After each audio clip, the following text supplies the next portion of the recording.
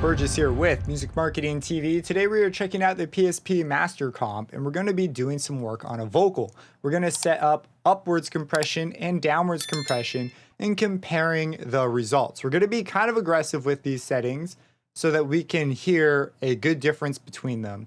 I recommend you listen over headphones. I definitely don't recommend listening over your phone. Not the best representation of what we're going to be doing here, but ideally it should come across even through a phone because we're going to be pretty heavy-handed. If you are confused on what upwards and downwards compression is, check out our previous video on MasterComp where we cover those ideas as well as what is upwards and downwards expansion. So let's hear our raw vocal on the input. I'm going to go ahead and turn off the compressor and let's just hear it. And over here we have an oscilloscope. It is an automatic zooming oscilloscope, meaning that whatever the biggest part of the wave is, it's going to scale the display to make that as big as possible.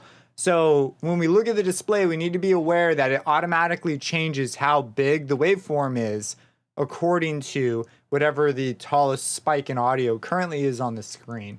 So take what the oscilloscope gives you with a grain of salt, and it's only really useful comparing 2 points that are already on the screen. You'll see as we get into it, I'll point out things. You just need to be aware that it does have this auto scaling feature.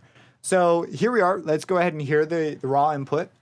Right when you think you got me, I cut it loose, no slowing down. So you can see when this popped up, everything else shrunk a bit because it made this the biggest thing. I noticed these big differences here. So this gives the vocal some character, like there's some push and pull from, being loud and then suddenly getting soft, but it also sacrifices headroom. And you have to decide as a mixing engineer if that's worth having in your track. That additional headroom lost is an average loudness loss as well. So, you kind of got to decide how are you going to keep that punch and the character of the vocal and not totally kill it dynamically, but also rein it in so that it can do things like sit on top of other parts more easily. Maybe you want it to be a little bit more forward. So we're just going to go at it with downwards and upwards compression to begin with. Or that's all we're going to do in this video, but there are other ways you could additionally enhance it. So let's go ahead, let's turn it on. And let's just see where it's peaking at. Let's just get a vibe for that. Right when you Oh, and you'll notice the meters don't move. That's because we need to set the meters. We have to actually turn them on. So we'll put them on pre. So that's the signal coming in. And let's just go ahead and see where they go.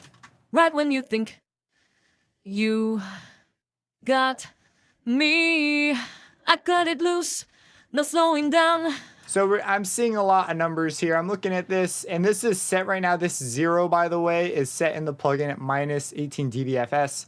That's how it is for me right now. If you click on the name, or you click on this hamburger menu and go to plugin information, there's a VU, and 0 VU is set to minus 18. So we see it's hanging out around there. So if we do somewhere around like 12 on the threshold, that's going to pretty aggressively go after what we're looking to do. So I'm going to set mine right around 12, just based on that.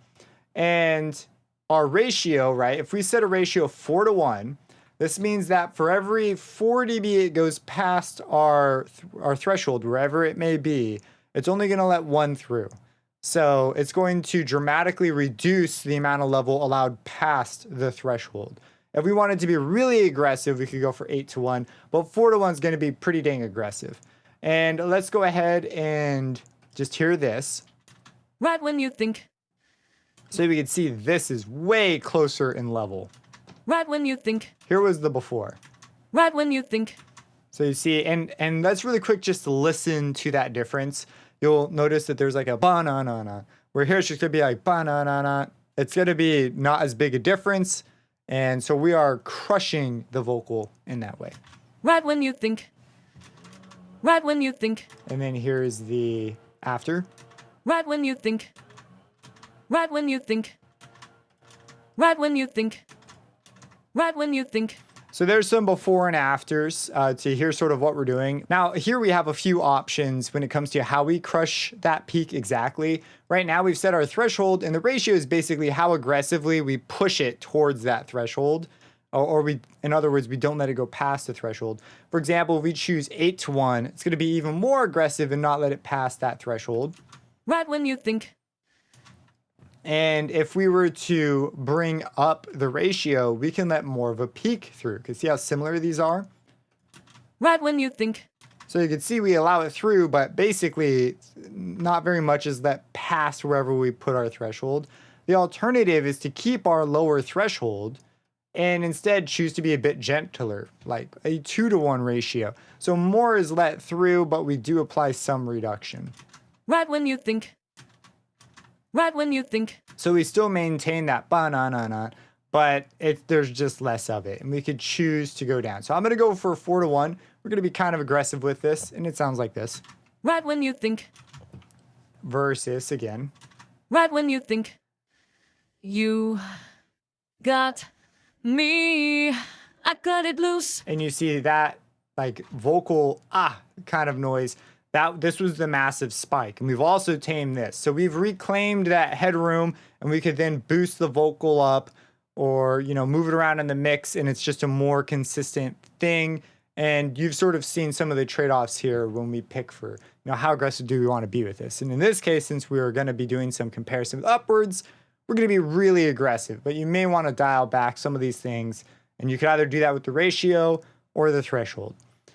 So with that being done, we still need to gain match it. So when you're gain matching, I do it by ear. These auto controls are cool. Sometimes I have them on just to be a bit different, but they're not your ears. You need to use your ears and to match it. So when you toggle on off, it should sound like it's pretty much the same level. So let's go ahead and just really quick gain match it.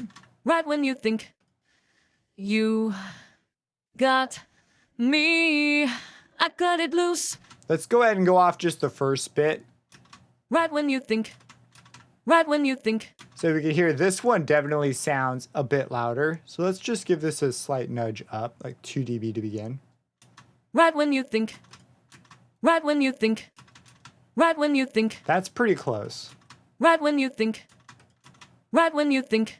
So you see we don't spike as high, but we get a similar loudness level. So, and that's just a real quick gain match. You, of course, are going to want to go through. If the compressor is doing a lot of work in a certain section, you may want to use that section for the gain matching. But, that's it. So that's our downwards compressor. Let's go ahead and add another compressor to it. So this is a new MasterComp, and I am going to go ahead, and this is going to be our upwards compression. So before we took that soft stuff or that loud stuff and we turned it down to make it more similar to the soft stuff. So we crushed the dynamic range, and then we gave it a little boost at the end to make it sound as loud as the original. And now we have more headroom. The alternative we can do here is we could turn up the soft stuff to be as loud as the loud stuff.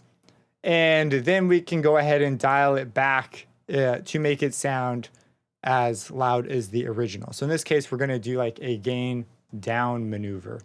So one of the trade-offs with upwards as well is since we're only touching the soft stuff, those initial transient peaks aren't touched as much or at all really. And so unless you have a long attack and release. And so in that case, we get this transient preservation, but this is a vocal. So we don't really care about that. So this is probably going to drag up some of the breath noise and things that we don't really like. But let's go ahead, let's set it up. So we're going to go for upwards compression. And now with upwards compression, we don't want to set the threshold so low. We actually want a higher threshold because it's targeting things below the threshold. The further below the threshold, the more the ratio affects it. Remember, in downwards compression, the further it went past the threshold, the more it was affected. In upwards compression, the further away from the threshold it is, the more it's affected. So this is why noise floor stuff can really be yanked up quite aggressively. So we're going to turn on upwards compression, and we'll begin to set a ratio and get a similar sort of crushed sound. Let's start off with 4 to 1. Let's just hear what that sounds like. Right when you think. You got. And you notice with a threshold of 0, everything is pretty much below it. So this acts as just a general gain boost as well. So let's set a similar threshold Before, I think it was like 12. Let's really quick take a look at what our other one was. Yeah, so those are pretty similar. So let's go ahead and hear this now that we've set up our threshold. Right when you think you... So there is still quite a gap. Let's hear the before. Right when you think. And after. Right when you think. So we may need to actually raise this a smidge. Right when you think. There we go. That's pretty comparable. Here's our before. Right when you think. So you see how far away those are? And then here's our after. Right when you think. So pretty dang crushed. It might be a little more crushed than our downwards. Let's look at our downwards difference. Right when you think. Actually, no, that's pretty comparable. These are a little bit further down. And now I'm using my eyes instead of my ears, which is almost never a good thing. So let's go ahead and maybe dial this back just a smidge, which ironically means going down. Right when you think you got...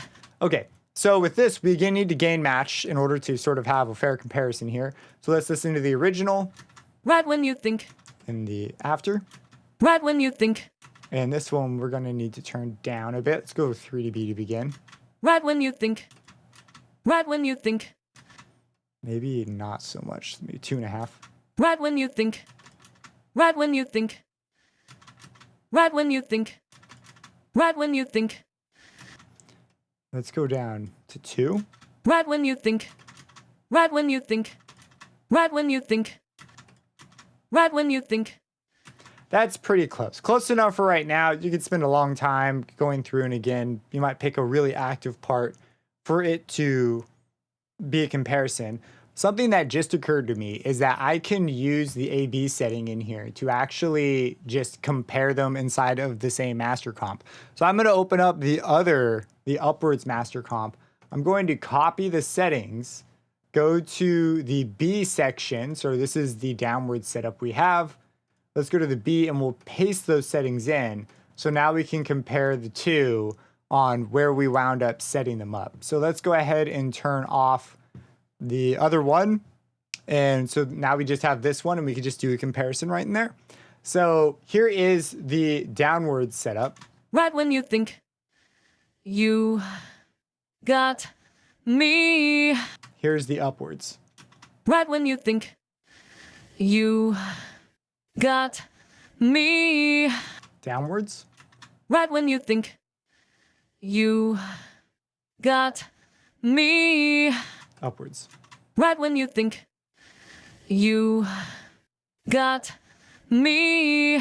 So you can see there's a lot more coloration on the upwards, and you can try to be more gentle with it, but because it pulls things up below the threshold, it affects so much more of the audio most of the time, and it disproportionately affects things that are softer, like way far away from it, than things that are closer to the threshold.